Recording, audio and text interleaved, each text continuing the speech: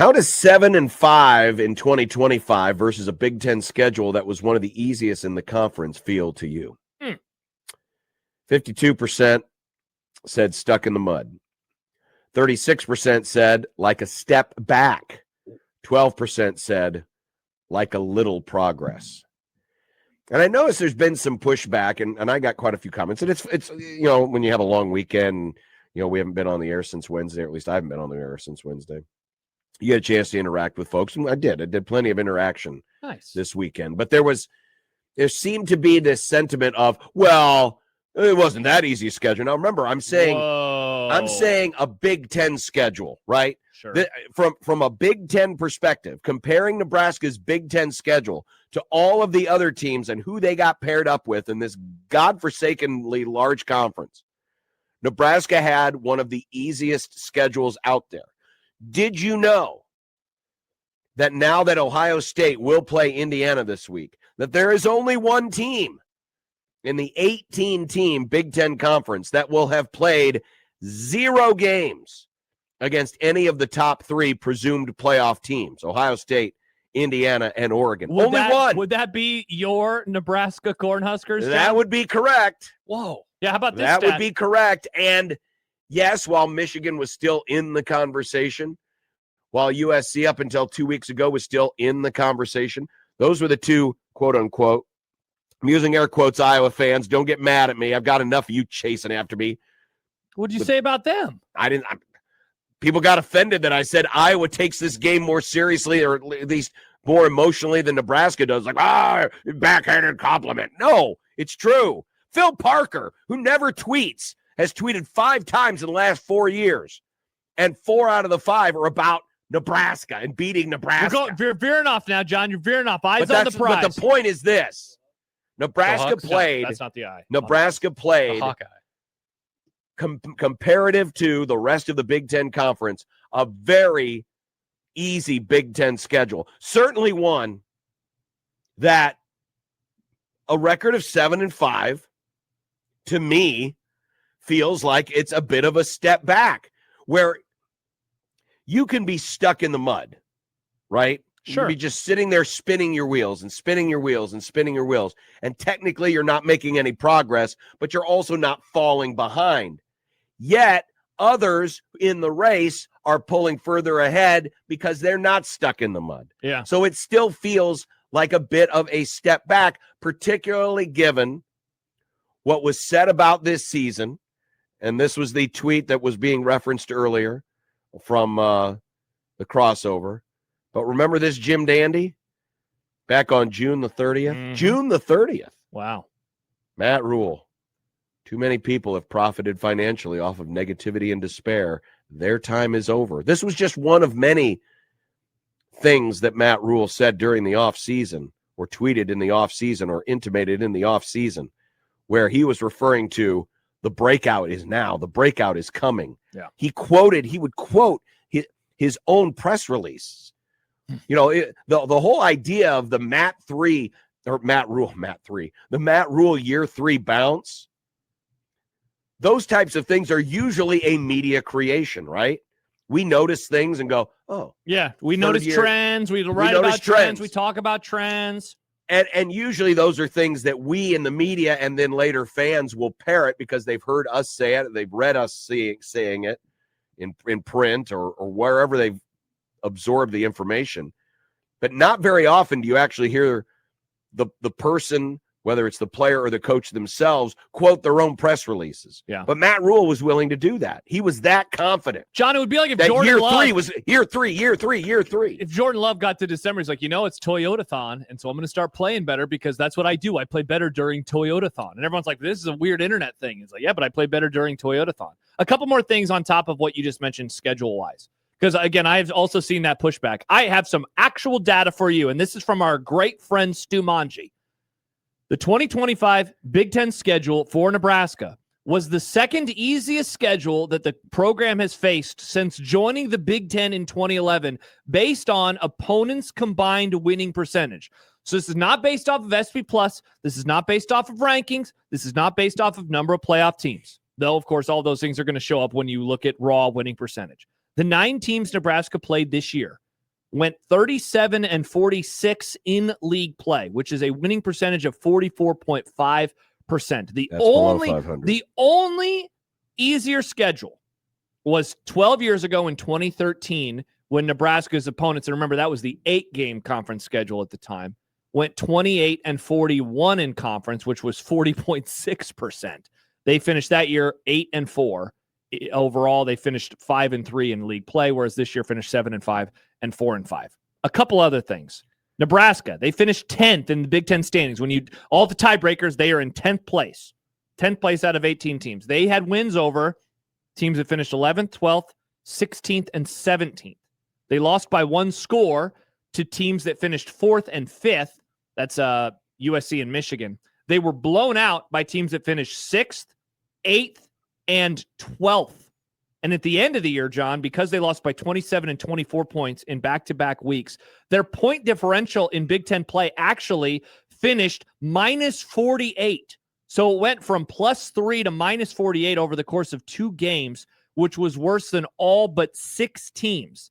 And it was a worse number than it was last year as well, when it was minus 34, but 49 of those points came against Indiana. So that's why when you ask a question about moving forward, spinning wheels, those types of things, why, to me, I'm with the voters who say absolutely not. It's a step backwards. This is absolutely a step backwards in terms of how they played and how they especially finished the year against Iowa and Penn State. So to that point, I manage or not manage, but I keep track of the point spread differential, right? Mm-hmm. Because, the Vegas line, it's a handicap, right? It's saying that this team theoretically is this many points better than the other team. So if you take the difference between whatever the closing line was and the actual result of the game, it gives you kind of an idea. If you were an 8-point dog and you lost by 8 points, you're kind of right where you should be, right? Mm-hmm. Theoretically. Mm-hmm. Remember, they didn't build those buildings because of their generosity. But when you look at the worst back-to-back point differential games, and by saying back-to-back, for example, last year they didn't cover by 49 points against Indiana, which is obviously going to bring the average down. Yeah. But I'm just looking at back-to-back games where the ending spread differential was in the negative double digits. Mm-hmm. These last 2 games was the 7th worst going back almost 20 years. I went back to the beginning, or actually to 2007. Okay. Because 2007 happens to have 3 in a row. So if you notice, back in 2007, Missouri, they failed to cover by 28.5. Oklahoma State, they failed to cover by 34. And then the following against A&M, it was 23.5. So they kind of double up there. Uh-huh. Interestingly enough, one of the better or more beloved Nebraska teams of the last 20 years is on this 2009, list. yeah. 2009, when they didn't cover against Texas Tech by 31.5 and Iowa State by 22. And, of course, we all know that everything changed after that Iowa State game because it was pretty much Bo Pelini saying, all right, defense is going to carry this thing. That was their last loss until Texas. Just get out of the damn way. Yeah. Just don't make me angry, and the defense will take care of the rest, and we all know what happened. But if you look at, you're being compared to 2007. Obviously a tire fire of a season. 2022. Scott Frost's last game coupled with the Oklahoma blowout the following week. 2014, Bo Pelini's last year. The Wisconsin game, which probably sealed his fate. And the Minnesota game the following week. Scott Frost's first year, where Troy and Michigan, they hit rock bottom. And yet these 2 games, you failed to cover by 20 against Penn State and 18.5 versus Iowa. Do you notice something similar with all but 2 of these years or 2 of these sets of games here? Something stands out to me. I wonder if you're seeing the same thing. Well, they're all, outside of a couple of non-conference, they're mostly conference games. That's not what I was looking at. I can just skip to the point if you want me to. Go for it. So a lot of these games are early in the year. Oh, yes. So I would say early in the year, right? You are 2014 was late in the season. Bingo, and then as was this one. Whereas the other ones, early in the year, Vegas is going to be middle of the year. Wrong about teams, right? You're still getting data, in September and October, you only have 3, 4, 5, however many games of data. By game 11 and game 12, or in the case of 2014, that was game 10 and game 11. You are who you are. Yep. So when you are disappointing that much that late in the year, I in a way I would say that that's worse. You know, a lot of this stuff is year 1, 2008 for Bo, year 1, 2018 for Scott Frost. You know, year 2, you're looking at the last years for coaches. This is a really interesting one because truly it's like this middle ground.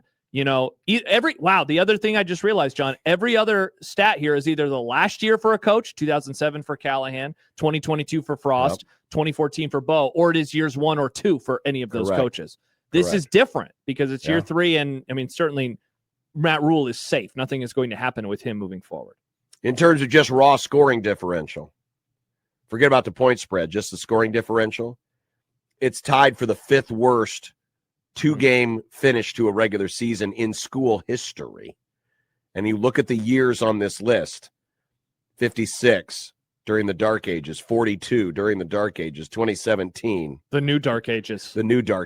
57, Dark Age, 2002, the beginning of the end of Frank Solich, and of course, 2025. Yikes. The new Dark Age? No, Nick. Oh, it's Dark Age Classic. It's like Coke. Uh-huh. And since the Northwestern game, remember when Nebraska got that late touchdown? Think about how the season feels if they don't get that. Oh, my gosh. Nebraska has been outscored in the second half, 59-17, with 3 points in the 4th quarter. I mean, not only did they not finish the season well, they didn't finish games well. No. They did the exact opposite. Well, remember, we talked a lot, and recently we had our good friend Parker Fleming on the Grum, and he has that great chart of EPA per quarter, and Nebraska came out in the second half on average as one of the worst teams in the entire country. So that was going on. And then, the way in which they finished some of these games in terms of the 4th quarter, it's been bad. It's been bad. A couple comments. JD, thanks to our Iowa fans for listening. I bet they're having a great time. JD writes, having a ball. Any Husker fan who believes this year was progress is delusional. It's clear at this point Matt Rule grifted Nebraska. Good luck with that 2026 schedule. Winning 5 might be the ceiling.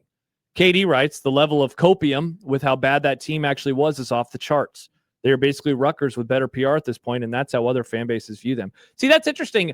I don't know if I'm sensing a whole lot of copium right now. To me, I think it's a lot of resignation. Now, I could also have missed some comments. You know, certainly I'm not on Twitter as much anymore. I'm sure the message boards are full of it. Oh, they are. They absolutely are. They absolutely are. But you and John, you're very smart, handsome guys who are not full of copium. Thank you. And also Nate writes, you disagreed with me, John, when I said fire Butler after the Penn State game. 100 emoji. Oh. John, you disagreed with this man a week ago. Would you like to atone for your sins?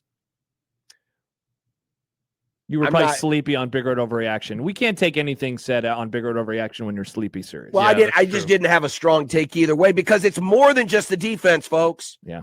They didn't score either. 17 second half points. Yuck. Since the Northwestern game. And 0. And remember, on Friday. This is with the chosen one is the new quarterback.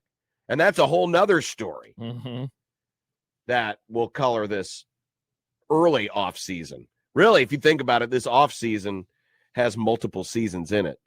The December is almost a month in and of itself because that's rumor month. Rumor has it.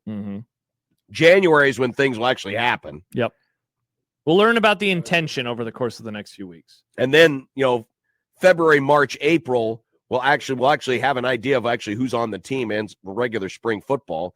And then, so there's really like 4 different off seasons to this off season. Yeah. And they're all very different.